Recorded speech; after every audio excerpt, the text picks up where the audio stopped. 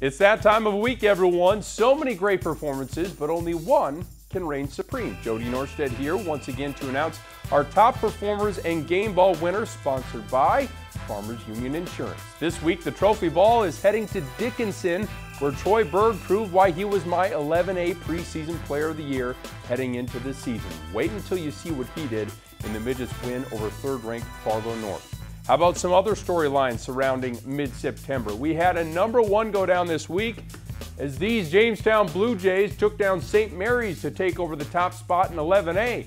And we had a shootout between two of the top teams in 11AA as 𝗕𝗿𝗃 and Cheyenne put on a show for first place in the EDC. And in case anyone was wondering, the top team in 9-man 𝗕𝗹𝗹 still hasn't allowed a single point. These Lobos over here are outscoring opponents by a combined 278-0. Oh, and a couple of ridiculous win streaks continue. Century with 25 straight and Langdon Edmore Munich at 42 in a row. All right, let's get to the top performers. I was just talking about some long winning streaks. Hettinger Scranton, well, they haven't enjoyed much winning over the last half decade, but the Nighthawks are having fun this fall. Connor Andrus rushed for 233 yards and a trio of touchdowns in a 44-22 win over Grant County Flasher. It was win number 3 for Hettinger Scranton this year, the most wins for the program since 2016.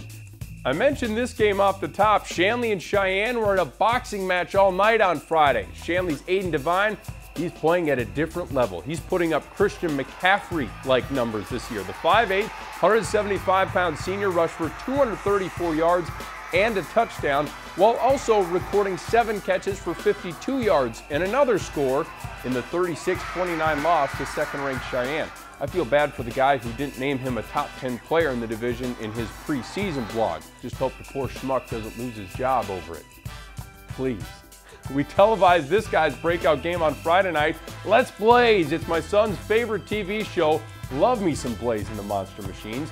Blaze Ferry, well, his stats aren't going to wow you. He carried the ball 25 times for 84 yards, did get a touchdown, but the senior running back was giving Minot the jolt it needed in helping the program pick up its first win over Bismarck High since 2014.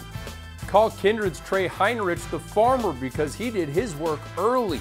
The junior running back and linebacker rushed for 52 yards, caught a couple passes, and took each one to the house and then picked off a pass and returned it 46 yards for another touchdown. All 3 of his touchdowns came in the first quarter of the Vikings' dominant 62-12 win over 𝗕𝗿𝗃𝗍𝗍. Well, if Aiden Devine was Christian McCaffrey on Friday night, Josh Henricks was the bus, Jerome Bettis for Cheyenne. Young kids, go look up the bus if you don't know. Henricks kept pounding his way through the 𝗕𝗿𝗃 defense, carrying the ball 31 times for a total of 188 yards and 3 touchdowns in that 7-point win. Henricks has been the bell cow for Cheyenne, and that formula is working for the 3-0 Mustangs.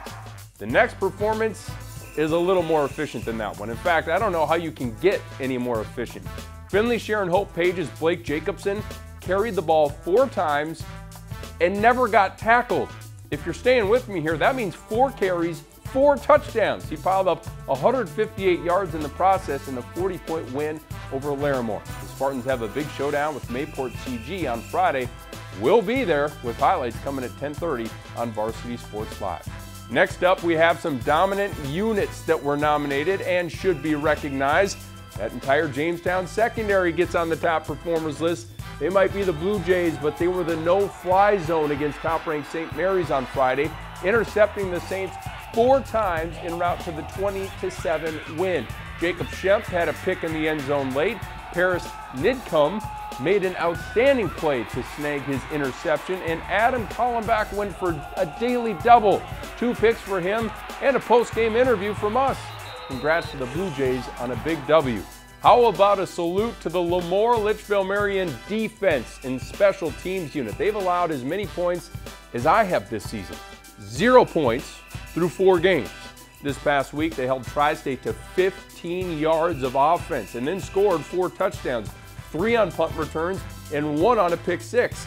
At this point, I would be shocked if the Lobos aren't playing in the Fargo Dome on November 12th.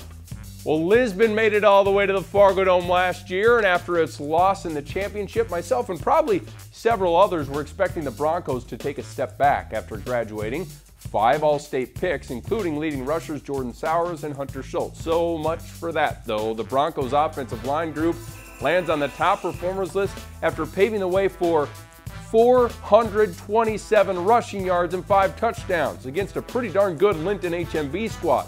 The Broncos did all that work without starting running back 𝗕𝗹𝗹𝗃, who's expected to miss 1 more week with a shoulder injury. Junior Bowden Greenlee and sophomore Cameron Opp were the workhorses last week behind this line. Sam Kelson, Grant Lyons, Caleb Olson, Gabe Lyons, Spencer Kelson, and Jacob Froelich. Hashtag Rhino down, baby. The Broncos have rushed for nearly 1,400 yards over the last 3 games. We finished the list off with another ranked opponent going down. Central upset number 4 Wahpeton 28-14 behind Jack Simmers' big night. The sophomore running back rushed 31 times for 153 yards and a pair of touchdowns. And congrats to all of those top performers. Another great list to choose from. But this week's Midco Sports Game Ball, sponsored by Farmers Union Insurance, will be heading to the western edge for Dickinson's Troy Berg. The standout senior did everything in the Midgets' 35-21 win over 3rd-ranked Fargo North. Berg passed for 90 yards and 2 touchdowns. He also rushed the ball 28 times for 244 yards and 3 more scores. So that's 330 total yards and 5 touchdowns. Then on defense, he finished with double-digit tackles, forced and recovered a fumble. He's also a long snapper and returns punts. Maybe we should just send him an ice bath and some Gatorade instead. Troy Berg is your Week 4 game ball winner. Things get tougher this week for the Midgets, by the way. They're up against 11 AA top-ranked Century in the Patriots' 25-game win streak. Our game of the week in North Dakota pits South against Red River. 2 teams starting to feel the heat early in the season. You can watch it live on Midco Sports Friday at 7. Good luck to all the teams this week, and thank you for watching. We'll see you next time.